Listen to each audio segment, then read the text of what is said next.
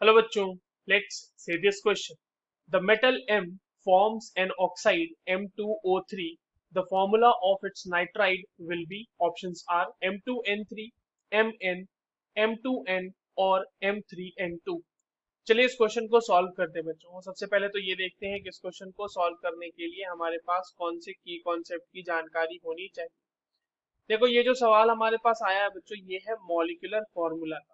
ठीक है, molecular formula हमें पता होना चाहिए कि हम लोग फाइंड आउट करते कैसे हैं डिफरेंट डिफरेंट एनायंस और कैटायंस के लिए। हमारे पास जो मेटल का ऑक्साइड दिया हुआ है वो है M2O3। देखिए, हम क्रॉस मल्टीप्लिकेशन से फॉर्मूला निकालते हैं, तो हम क्रॉस मल्टीप्लिकेशन से अगर यहाँ पर देखें बच्चों, तो हमारे पास मेटल के ऊपर 3 पॉजिटिव चार्ज रहा होगा और ऑक्सीजन के ऊपर 2 माइनस चार्ज रहता है ना। ऑक्सीजन की वैलेंसी है वो 2 माइनस। तो हमने यहाँ पर से ये देखा कि हमारे मेटल के ऊपर 3 पॉजिटिव चार्ज रहता है। अब अगर हम नाइट्राइड के साथ इसका बनाना चाहेंगे फॉर्मूला, तो ये हो जाएगा M3 प्लस और नाइट्राइड होता है N3 माइनस। और इसको अगर क्रॉस मल्टीप्लीकेशन करके फॉर्मूला बनाना चाहेंगे बच्चों, तो ये कितना हो जाएगा M3N3।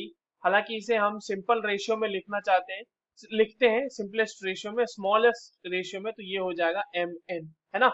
सिंपल है कि अगर 3 मेटल के लिए 3 नाइट्राइड आयन चाहिए, तो एक मेटल के लिए एक ही नाइट्राइड आयन चाहिए होगा ना।